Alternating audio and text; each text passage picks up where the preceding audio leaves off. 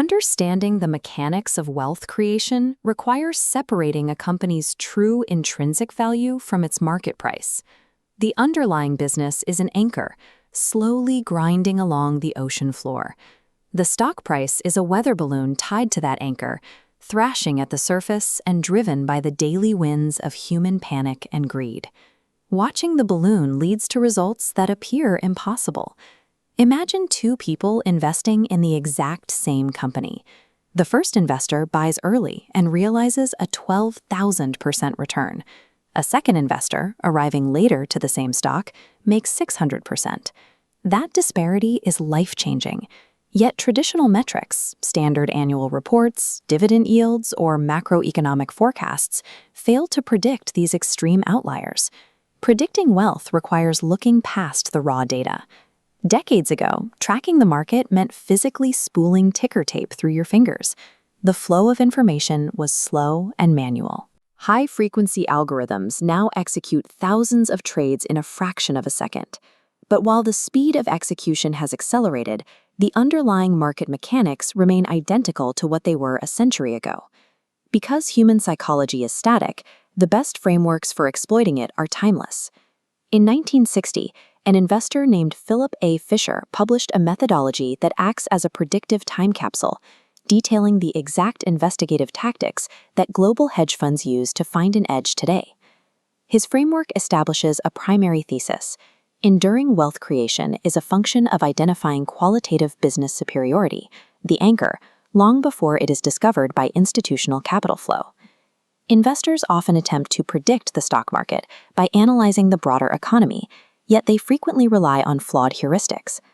The first major illusion is a relic of the 1960s golden age, the belief that sheer population growth automatically generates national wealth. This flowchart maps the accepted logic.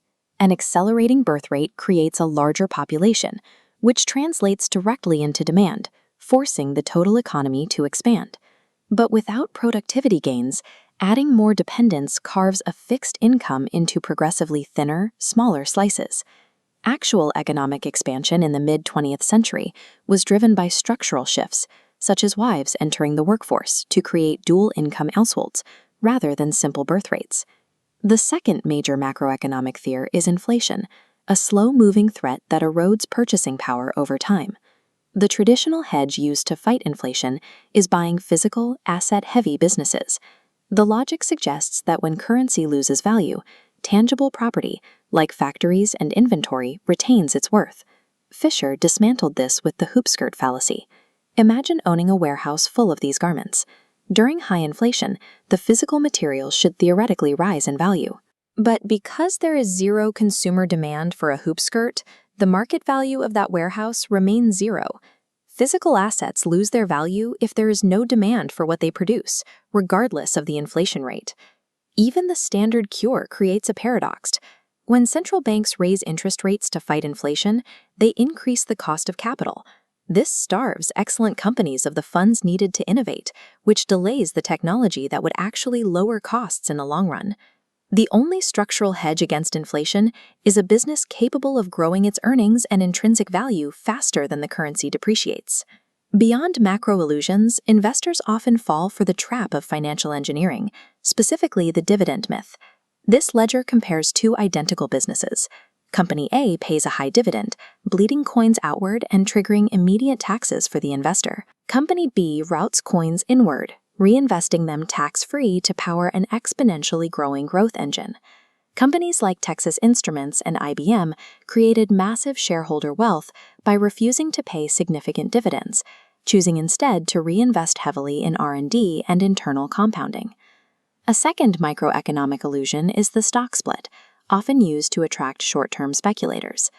As this pie chart demonstrates, slicing equity into more shares has zero mathematical effect on the intrinsic value of the business. The pie is simply cut into more numerous, thinner pieces.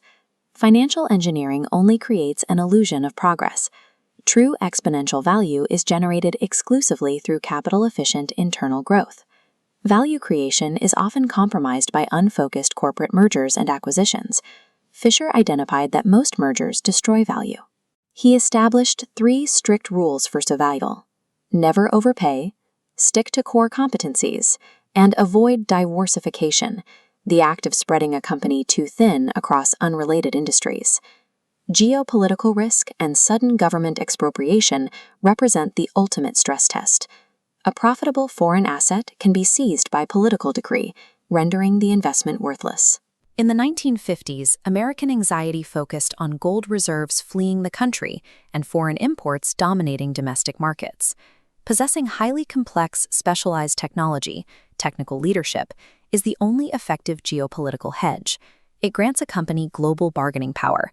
A government is less likely to seize an operation if they cannot replicate the technology required to run it. These leadership positions act as moats. In the chemical industry, the massive capital requirements to build a refinery create a nearly impenetrable barrier to entry for new competitors. Other moats are operational. In pharmaceuticals, the barrier was a specialized sales force of detail men who held the relationships with doctors. In the service industry, it is a multi-layered advantage of scale and experience. A demonstrable structural moat, whether technical, capital, or operational, is a prerequisite for long-term corporate survival. Uncovering these moats requires overcoming a fundamental problem. Corporate management will not voluntarily disclose fatal weaknesses or internal strife in an official report. Fisher codified a qualitative investigative technique called the scuttlebutt method. It is the art of building a private 3D intelligence network around a company to find the ground truth. This process maps external data nodes. By interviewing suppliers, ex-employees, and competitors, an analyst gathers fragmented pieces of information that bypass the official corporate narrative. The protocol is precise. Gather intelligence from outside sources first. When you finally confront management, you are no longer asking for their story. You are asking them to confirm or deny independent findings. In one case, an analyst used Scuttlebutt to discover why a company was burning cash on R&D. It wasn't a technical failure, but a personal one. The head of sales and head of research hated each other, leading the company to develop products for markets that were far too small. In modern markets, the scuttlebutt method is too slow and complex for a single investigator to execute before stock prices move. This friction drove an evolution toward globally distributed research teams. These teams collect local insights and cross-check data instantly, providing a quantum leap in speed and efficiency over the solo analyst. The objective of this intelligence is to answer one vital question: what is this company doing that its competitors are not doing yet? Answering that question allows an investor to exploit a structural shift in market participants that took hold immediately after World War II. This era saw the rise of institutional investors, pension funds, bank trusts, and insurers, injecting unprecedented continuous buy pressure into the exchange.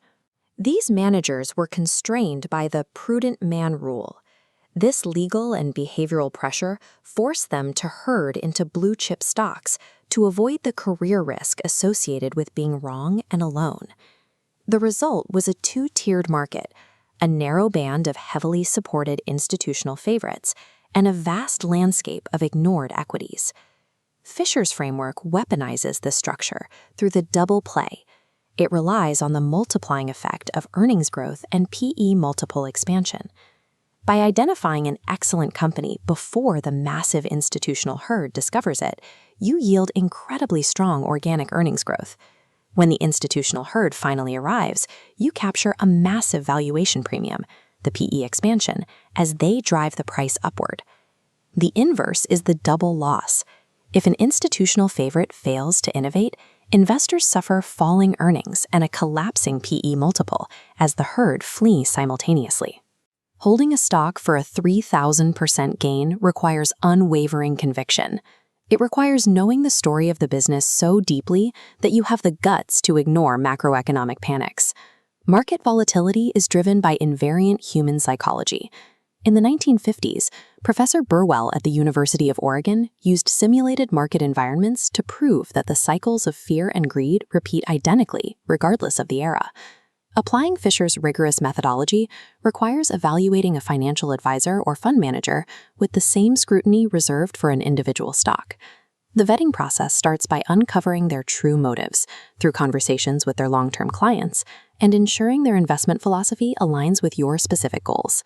Final checks involve scrutinizing their data gathering for scuttlebutt-style research testing their honesty about their own limits, and auditing a verified track record of at least 3 years. Properly vetting a guide is time-consuming. However, the financial cost of failing to do so is catastrophic. Ultimately, enduring wealth is achieved by abandoning those comfortable, herd-driven narratives in favor of rigorous, independent, and first principles